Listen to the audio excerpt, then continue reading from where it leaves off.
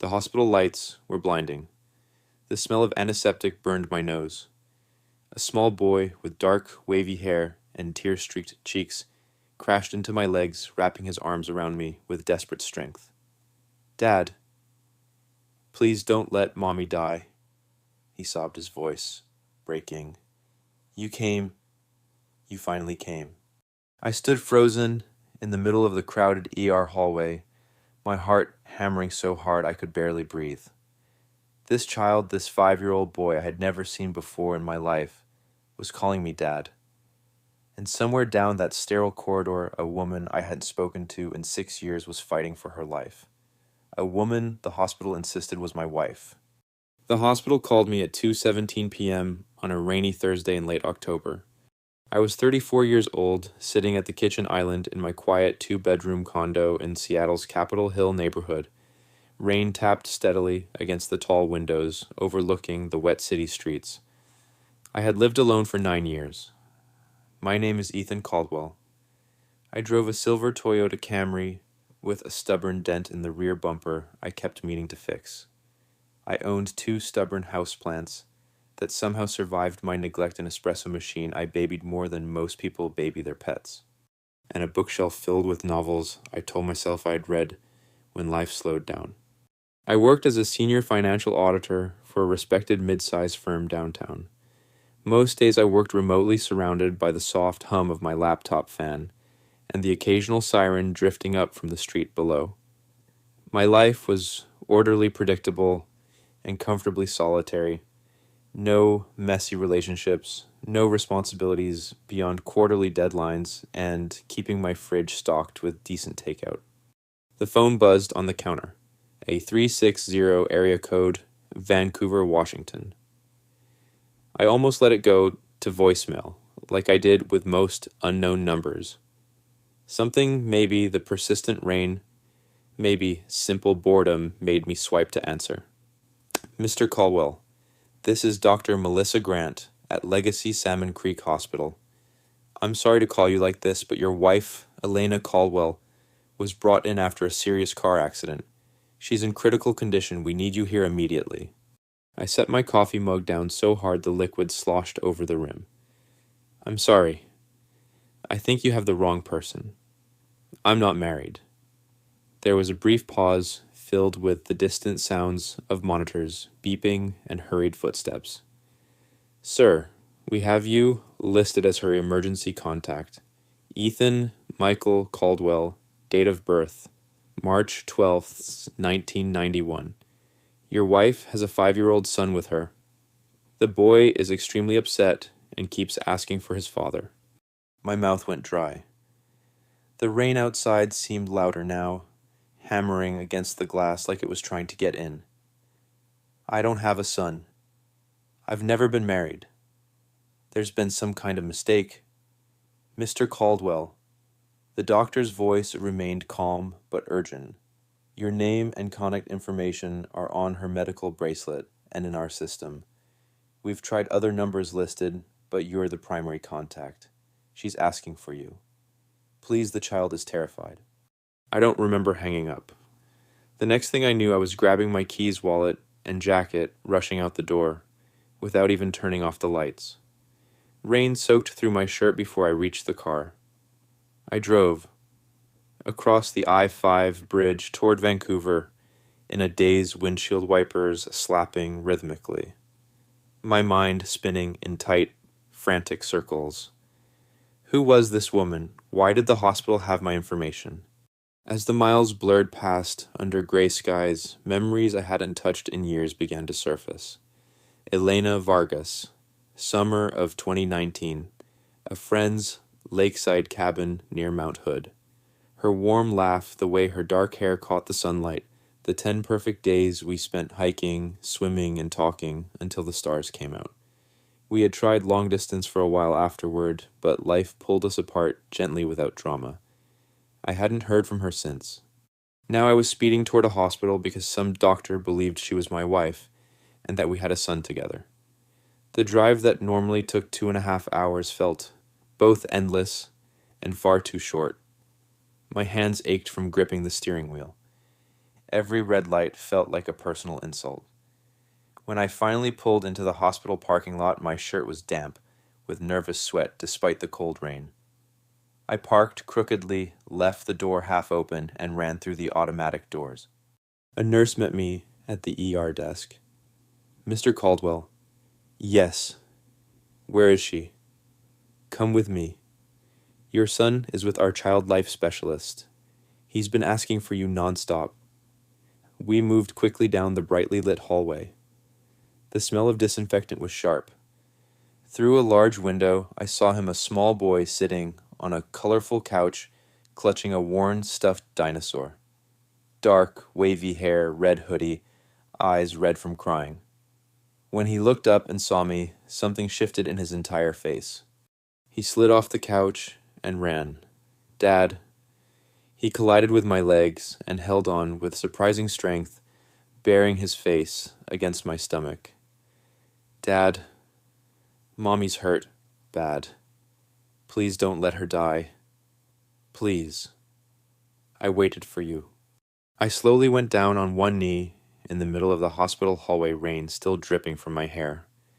My hands trembled as I rested them on his small back. He smelled like hospital soap and faint strawberry shampoo. This boy Lucas, I would soon learn, was calling me Dad, and in that moment, something deep inside my chest cracked wide open. I had never seen him before. Yet I already knew I would do anything to keep him from crying like this again. The boy's sobs gradually quieted against my chest, but my mind was still racing, pulled backward through the rain-soaked miles I had just driven. Even as I knelt there in the hospital hallway with this small stranger, my son clinging to me the entire journey, replayed in vivid, unrelenting detail. I had left my condo in Capitol Hill with nothing but my keys and wallet. Rain hammered the windshield as I merged onto I-5, south the wipers, working overtime against sheets of Pacific Northwest downpour. The city lights smeared into streaks of red and white.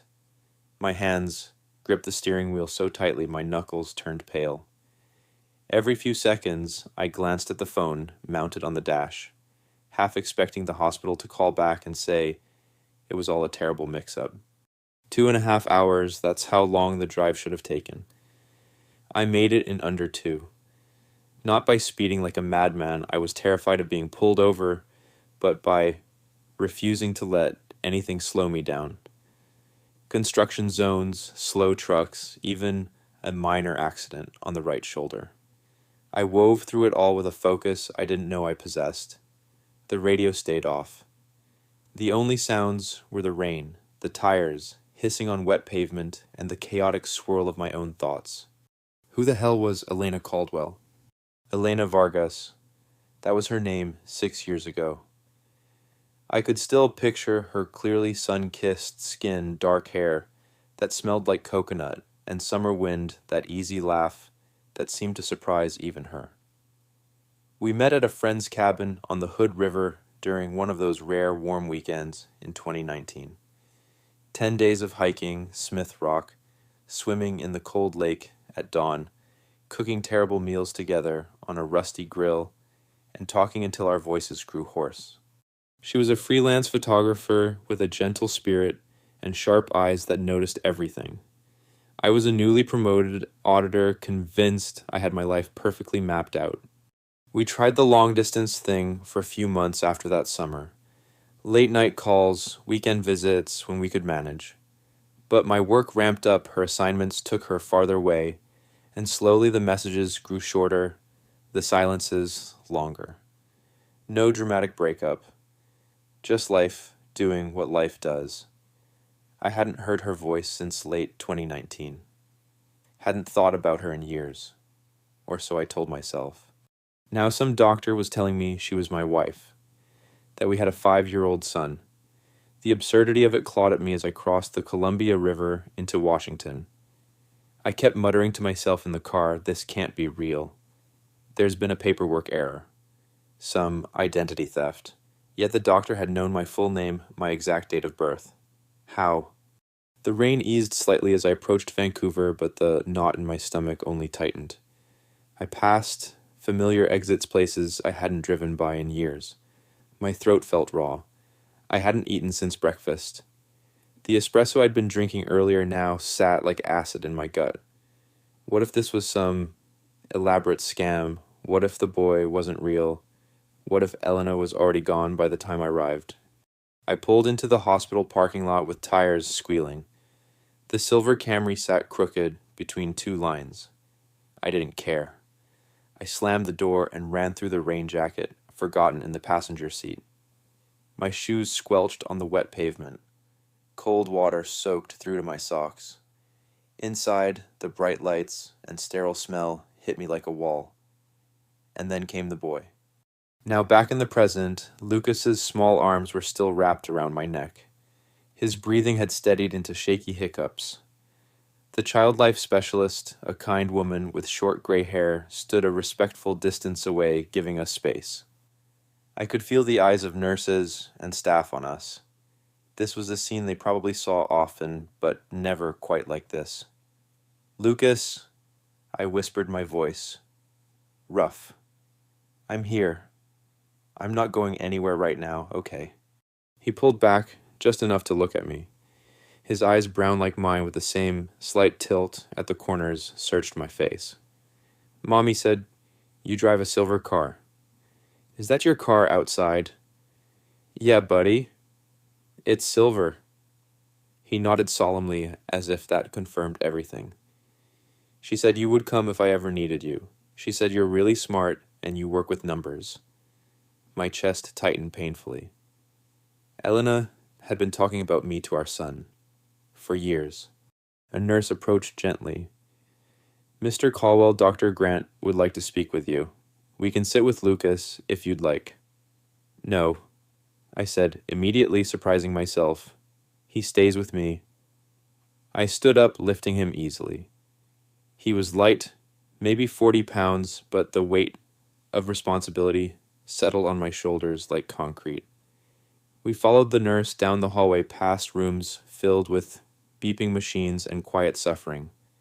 The air smelled of cleaning solution coffee and fear. Dr. Grant met us in a small consultation room. She was in her mid-40s, tired, but composed with kind eyes behind wire-rimmed glasses. She glanced at Lucas, who had tucked his face into my shoulder. "Mr. Caldwell, I'm glad you made it. Elena is still in surgery. It was a severe head-on collision, multiple fractures, internal bleeding, traumatic brain injury. We're doing everything possible." I swallowed hard. "And the wife part, the son part. I need you to explain this to me." She nodded, not surprised. "Elena listed you as her husband on all medical forms for the past 5 years. She updated her emergency contacts, will, and advanced directives just 2 months ago. The boy Lucas was brought in with her. He's been inconsolable." Lucas stirred. "Mommy's gonna be okay, right, Dad?" The word "dad" hit me again like a physical blow. I rubbed his back awkwardly. "We're gonna hope really hard, buddy." Dr. Grant continued softly.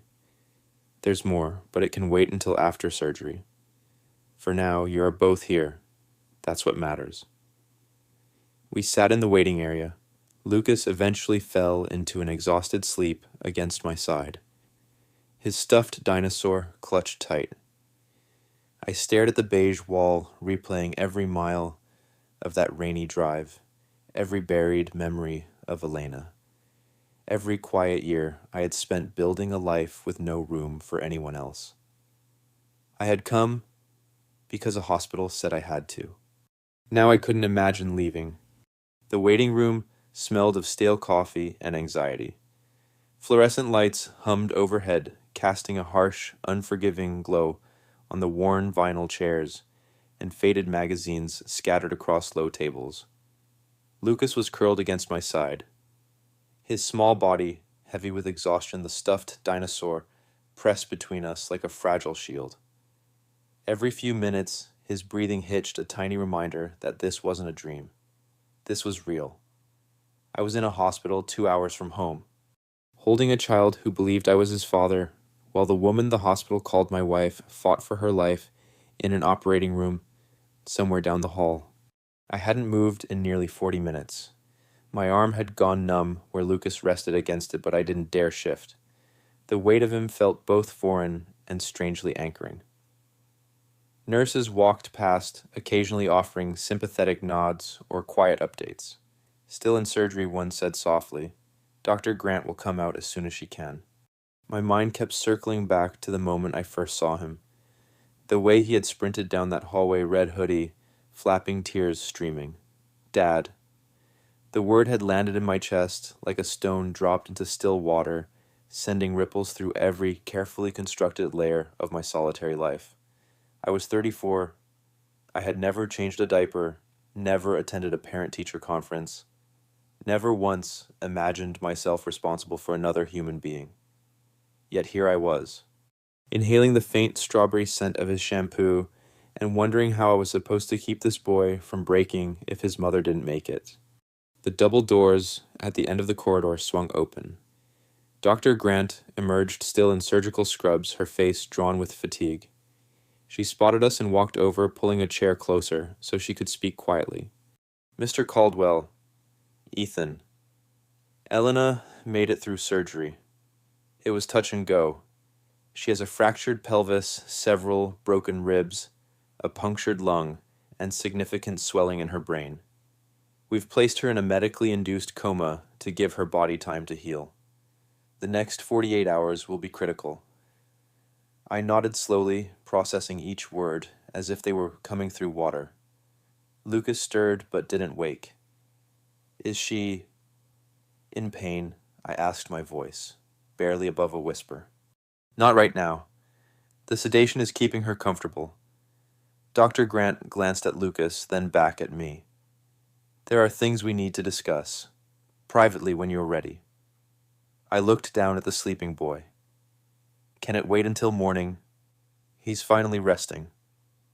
She nodded. "Of course. We've prepared a room for you both nearby. The hospital has family suites for situations like this." A different nurse brought us to the room on the 4th floor. It was small but clean, with a pull-out couch, a hospital bed, and a window overlooking the dark parking lot, where rain still fell in steady sheets. I laid Lucas down carefully on the bed, pulling a thin blanket over him. He immediately reached for my hand in his sleep. I sat on the edge, staring at his face, my nose, Elena's mouth, a scattering of freckles across his cheeks. Memories kept surfacing unbidden. That summer at the lake. Elena laughing as she tried to skip stones, failing spectacularly. The way she had looked at me across the campfire one night, firelight dancing in her eyes, and said, "You're not as closed off as you think you are, Ethan." I had brushed it off then. Now those words haunted me. I stepped into the hallway, leaving the door cracked, and called my boss. Explained the situation in halting sentences. He was stunned, but understanding, told me to take whatever time I needed. I didn't tell him I had a son. I could barely say the words to myself. When I returned, Lucas was awake, sitting up with wide, frightened eyes. "Dad, where's Mommy?" I sat beside him, choosing my words carefully. "She's resting, buddy. The doctors are taking really good care of her. We're going to stay here so we can be close." He nodded, but his lower lip trembled. "She said if anything bad happened, you would know what to do. She said you're good at fixing things." The innocence in his voice nearly undid me. I pulled him into a hug, feeling the rapid beat of his heart against mine. "I'm here now. We're going to figure this out together, okay?" We spent the rest of the night in fragments. Lucas asked me to read from a worn copy of The Dinosaur, book the nurse had brought. I stumbled through pages about velociraptors and triceratops, trying to make my voice steady. He corrected me gently on pronunciations. At one point, he fell asleep mid-sentence, his small hand still clutching my shirt. I stayed awake long after, staring at the ceiling, listening to the distant beep of monitors and the occasional roll of thunder outside. Questions churned inside me. How had Elena built this entire life around a lie? Why had she never reached out? What kind of man was I that she believed I wouldn't want our child dawn crept in gray and heavy? A social worker arrived with coffee and paperwork. That's when the deeper truths began to surface. Elena updated all her documents 2 months ago, the social worker explained gently. She listed you as Lucas's father and her husband. There's a letter for you in her personal effects. She left very specific instructions. I stared at the sealed envelope. They handed me my name written in Elena's familiar, elegant handwriting. My fingers trembled as I held it. Not yet, I thought. Not until I knew she was going to live. But even as I set it aside, I knew the truth was coming. And when it did, it would change everything I thought I knew about my life. The morning light filtered weakly through the hospital blinds, painting the room in muted grays and soft blues. Lucas was still asleep beside me on the pull-out couch, his small chest rising and falling, in the steady rhythm of exhausted childhood. The letter from Elena rested on the small table beside us like a live grenade. I hadn't opened it. Not yet. The social worker, a calm woman named Denise, with silver-streaked hair and a gentle Pacific Northwest accent, sat across from me with a thick folder in her lap. The scent of fresh coffee from the nurse's station drifted in, mixing with the ever-present hospital smell of antiseptic and warm linen. Mr. Caldwell, she began carefully. Elena prepared for this. Not the accident specifically, but the possibility that she might not be here. I rubbed my face, feeling the stubble that had grown overnight. Just tell me. All of it. Denise opened the folder. Lucas was born February 14th, 2020. Elena listed you as the father on the birth certificate. She told the hospital staff you were married but working out of state. Over the years, she consistently updated medical records, school forms, and legal documents to reflect that. My stomach twisted. I never knew. We had a summer fling in 2019. 10 days. That was it. Denise nodded without judgment. She was very clear in her recent notes. She planned to contact you next week. The accident changed the timeline. She handed me a medical summary. Elena had been diagnosed with stage 3 ovarian cancer 3 months earlier. The prognosis was guarded, maybe a year with aggressive treatment. She had been undergoing chemotherapy while still working as a photographer, taking Lucas to school, and maintaining the careful fiction that I was a distant but loving husband and father. I stared at the paper until the words blurred. Why didn't she tell me 6 years? She kept my son from me for 6 years. Fear, Denise said softly. Her notes mentioned she was terrified you'd reject him. You were building your career. She remembered you saying you weren't ready for serious commitments. She convinced herself she was protecting both of you. A surge of anger rose in my chest, hot, sharp, unfamiliar. I stood up and paced to the window, looking out at the rain still falling on the parking lot. Cars moved slowly below, their taillights glowing red in the mist. I thought of all the birthdays I'd missed, all the nights Lucas had gone to bed wondering where his father was. The quiet, orderly life I had built in Seattle now felt like a cage I had willingly locked myself inside. The door opened, and Dr. Grant entered, accompanied by an older couple. The man was tall, broad-shouldered, with silver hair and a weathered face that spoke of years working outdoors. The woman beside him was smaller, with kind but exhausted eyes, and dark hair streaked with gray. Elena's parents, Robert and Maria Vargas. Robert's gaze locked on me immediately. There was no warmth in it. So, you're him, he said, his voice low and rough. The man who abandoned my daughter and grandson. Dad, Maria whispered, touching his arm. I didn't flinch. I didn't know. I swear to you, I had no idea Lucas existed until yesterday. Robert's jaw tightened. Elena told us you knew, that you chose your career over them. She said you wanted nothing to do with the responsibility. The words landed like punches. I looked at Lucas, still sleeping peacefully, unaware of the storm around him. I would have come. If I had known, I would have come.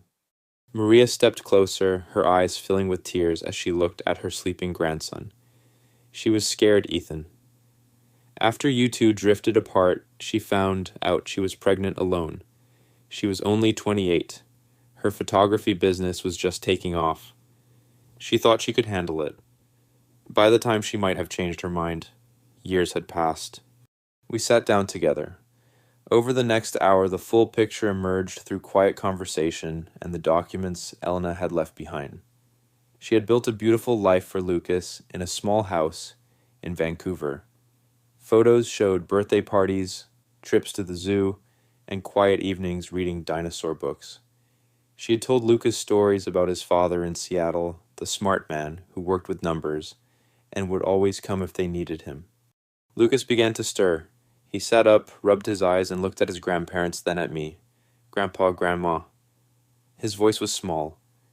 "Is Mommy awake yet?" Maria pulled him into her arms, crying softly. Robert looked away, his eyes glistening. Dr. Grant spoke again. "Elena is stable, but still in the coma. The brain swelling is decreasing slowly. We're hopeful, but we need to be realistic." I spent the rest of the day split between Lucas and the ICU window. I watched Elena through the glass tubes and machines surrounding her still form.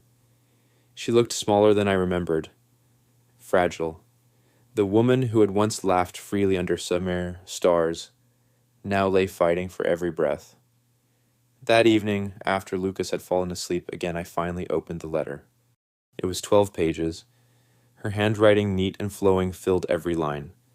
She wrote about the summer we met, about falling in love in 10 short days, about the terror and joy of discovering she was pregnant, about watching Lucas grow and seeing my features in his face every single day. She admitted her mistake. She called herself a coward. She begged me to be the father she knew I could be. By the time I finished reading, tears were streaming down my face. The anger had burned away, leaving only a deep, aching grief for the years stolen for the woman who had carried this burden alone, and for the boy who deserved so much more than a father, who showed up because a hospital forced his hand. Robert found me in the hallway later that night. He stood beside me for a long moment, staring through the same window at his daughter. "I was wrong about you," he said gruffly. "She never told us the truth. I'm sorry." I nodded, unable to speak. "We'll get through this," he continued. For Lucas. For Lucas." Those 2 words became my anchor as the truth settled over me like a heavy winter coat. I had a son. His mother might not survive. And everything I thought I knew about my life had just been rewritten in the span of 24 hours. The hospital had gone quiet in that strange way only hospitals do after midnight. The fluorescent lights in the hallway dimmed to a softer glow, but the machines never slept. Their steady beeps and rhythmic whooshes formed a mechanical lullaby that filled the 4th-floor family suite. Lucas was deeply asleep on the pull-out couch, one small arm draped over his stuffed dinosaur, his breathing soft and even. I sat in the single armchair by the window, the thick envelope from Elena resting in my lap like something sacred and dangerous. My hands were trembling as I finally broke the seal. 12 pages of heavy stationery, filled edge to edge with Elena's elegant, slanted handwriting. The faint scent of her favorite lavender hand cream still clung to the paper. I swallowed hard and began to read. "Ethan, if you're reading this, then the worst has happened. I'm gone, and you've met our son. First, and most importantly, I'm sorry. I'm so incredibly painfully sorry. I remember every single day of that summer in 2019. The way the morning light looked on the lake at the cabin, how you laughed when I tried to skip stones and failed miserably. The night we stayed up talking until sunrise, sharing dreams and fears we'd never told anyone else. I fell in love with you in 10 days. I didn't plan to. I didn't think it was possible. But you were kind in a quiet, steady way that felt like safety. When we drifted apart, I told myself it was for the best. You were building your career in Seattle. I had my photography work in Vancouver. Then 2 months later, I found out I was pregnant. Alone. Terrified. I sat in my bathroom for hours staring at those two pink lines, crying until I couldn't breathe. I made a choice that day, a terrible selfish choice. I decided not to tell you. I convinced myself I was protecting you. You had said you weren't ready for anything serious. I was 28, financially stable, with parents nearby. I thought I could do this on my own and spare you a life you didn't ask for. Looking back now, I see it for what it was, fear. Pure choking fear that you would reject us. That you would look at me and say you didn't want this child. I couldn't bear it. Lucas was born on Valentine's Day, 2020. He came into the world screaming and hasn't stopped being wonderful since. He has your eyes, your thoughtful expressions, and your stubborn chin. He asks about you constantly. When is Dad coming from Seattle? Does Dad like dinosaurs too? I showed him pictures. I told him stories. I built you up into the hero I knew you could be, even while I kept you away. The words blurred. I had to stop and wipe my eyes. Outside, rain continued to fall, streaking the dark window. I could hear Lucas murmuring in his sleep. I kept reading. I was diagnosed with stage 3 ovarian cancer 3 months ago. The doctors gave me maybe 12 to 18 months. That diagnosis finally broke through my cowardice. I updated every legal document. I wrote this letter. I planned to call you next week. I was going to drive to Seattle with Lucas and tell you everything over coffee at that little place on Pine Street you used to like. But life had other plans. Ethan, please don't hate me. I was wrong. So wrong. I robbed you of 5 years with your son. I robbed Lucas of his father. If I could go back, I would call you the day I found out I was pregnant. I would have trusted you to be the man I fell in love with that summer. Lucas is remarkable. He's kind to every living thing. He notices when someone is sad and tries to cheer them up with dinosaur facts. He's scared of thunder but pretends he isn't. He loves peanut butter sandwiches cut into triangles and bedtime stories with different voices. Please learn these things about him. Love him the way only you can. My parents, Robert and Maria, they believe you abandoned us. I never corrected them. I was too ashamed. Please tell them the truth. They love Lucas more than anything. They will come around once they know. I left everything in order. The house, the savings, the trust for Lucas. My lawyer, Daniel Park, has all the documents. There's a folder in the top drawer of my desk at home labeled for Ethan. Be his father, Ethan. Not out of obligation, not because I asked, but because he is yours and you are already the man he needs. I never stopped caring about you. Even when I was too afraid to reach out, I carried you in my heart. Thank you for coming when they called. I knew you would. With all my love, even now, Elena. I read the letter 3 times, each pass carving deeper into my soul. By the final reading, I was bent forward in the chair shoulders, shaking with silent sobs. 6 years. 6 years of birthday's first steps, nightmares and laughter that I'd missed. 6 years of Elena carrying the secret alone while cancer quietly grew inside her. The door creaked open. Robert stepped in his face etched with exhaustion. He saw me holding the letter and closed the door softly behind him. She wrote you, didn't she? He asked, his voice rough. I nodded, unable to speak at first. Then the words came raw and broken. She was going to tell me next week. She had cancer. She was scared I'd reject them. I would have come, Robert. I swear, on my life, I would have come.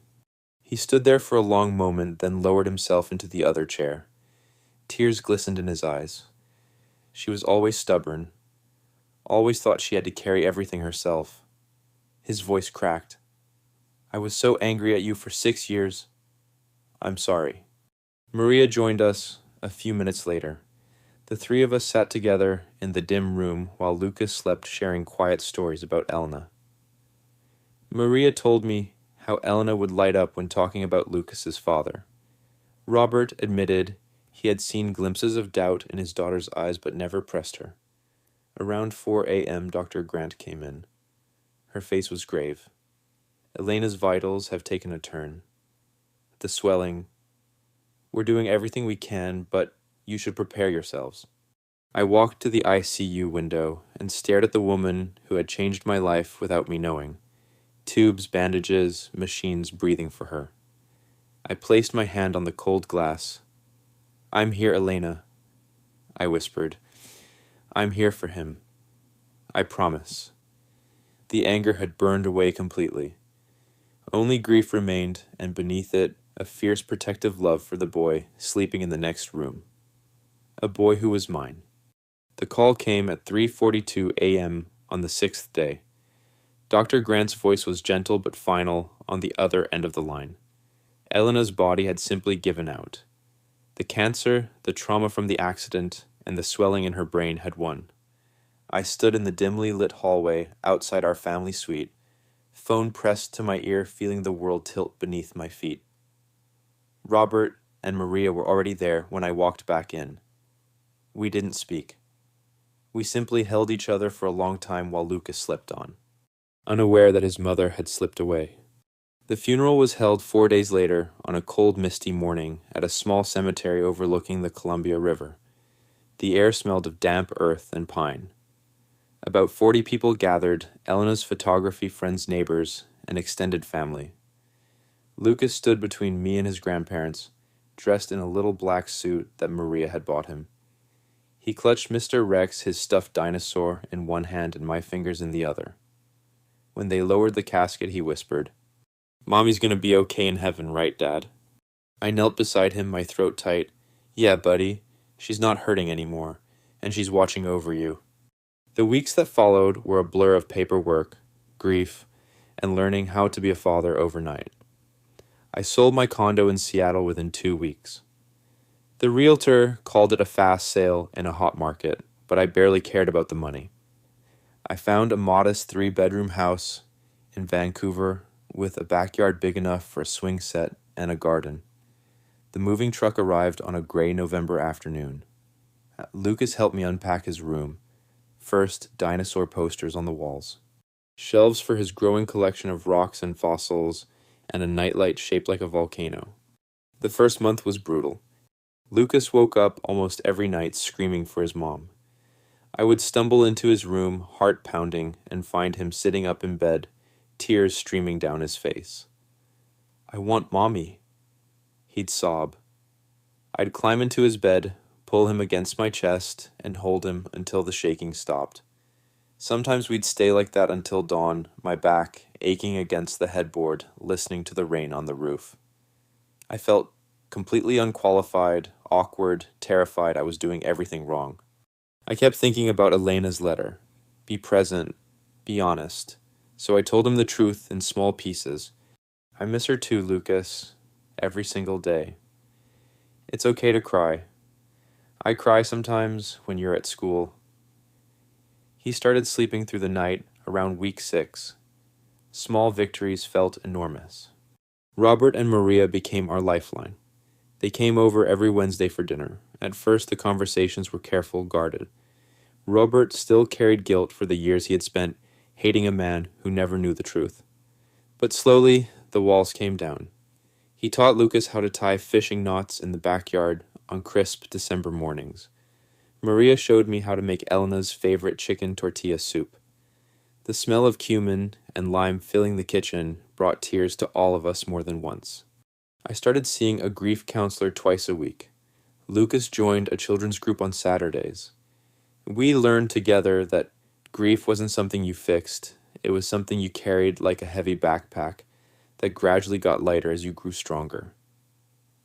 By Christmas, things had shifted. We decorated the tree with ornaments Elena had saved, handmade ones with Lucas's tiny handprints. On Christmas Eve, after Lucas had fallen asleep, Robert and I sat on the porch with mugs of coffee, our breath visible in the cold air. The neighborhood lights twinkled softly. "I owe you more than an apology," Ethan Roberts said quietly. "I judged you for 6 years. I made my daughter carry that lie because I was too angry to ask harder questions. You were protecting your family, I replied. I get it now. I do the same for Lucas. He nodded, eyes glistening. You're a good father. Better than I gave you credit for. That night, as snow began to fall gently outside, Lucas crawled into my lap while we read The Polar Express. He rested his head against my shoulder and whispered, I'm glad you came, Dad. Even though it was because of the hospital. My heart swelled until it hurt. Me too, buddy. Best thing that ever happened to me. Spring arrived with longer days and tiny green shoots in the backyard. I went back to work remotely structuring my schedule around school drop-offs and pickups. Lucas started kindergarten in January.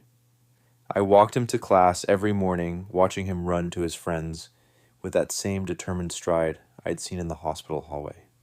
There were still hard days. Nights when I sat alone in the kitchen after he was asleep, staring at photos of Elena, wondering what kind of life we might have built if things had been different. But those nights grew fewer.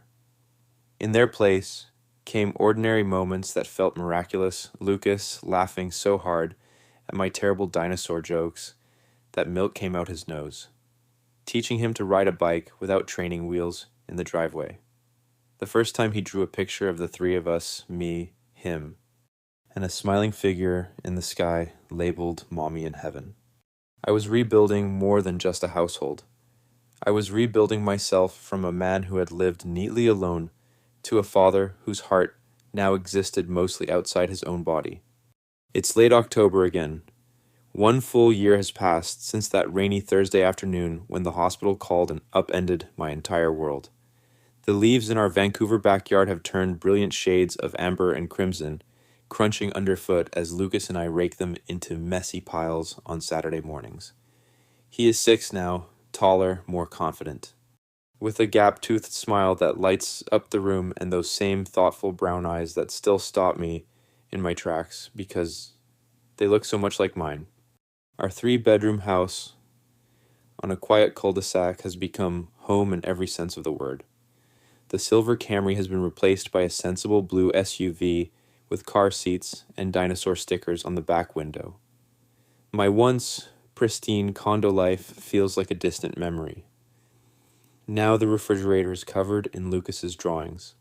The kitchen smells like pancakes on weekends, and there's always a pair of small muddy sneakers by the front door. I still work as a senior financial auditor, but fully remote now with hours built carefully around school drop-off at 7:45 and pick up at 3:15. Mornings are my favorite. I make Lucas peanut butter sandwiches cut into perfect triangles, pack his lunch, and walk him to the bus stop. He talks nonstop about dinosaurs, his best friend Mateo, and how he wants to be a paleontologist when he grows up. Some days he still reaches for my hand without thinking. Those are the moments I hold on to hardest. Robert and Maria come for dinner every Wednesday like clockwork. The tension that once filled the room has softened into something warm and familial. Robert taught Lucas to fish last summer at a nearby lake, the same kind of lake where Elena and I met years ago. Maria and I cook together in the kitchen, sharing stories about Elena that make us laugh through tears. They no longer see me as the man who abandoned their daughter. They see me as Lucas's father, the one who showed up and stayed. My own mother flew out from Chicago 3 times this year. The first visit was emotional. She held Lucas for a long time on the porch, both of them crying quietly. Now she sends him books about fossils and calls every Sunday to hear his latest dino fact. My circle has grown in ways I never imagined. Lucas still has hard days. The anniversary of his mother's passing was difficult.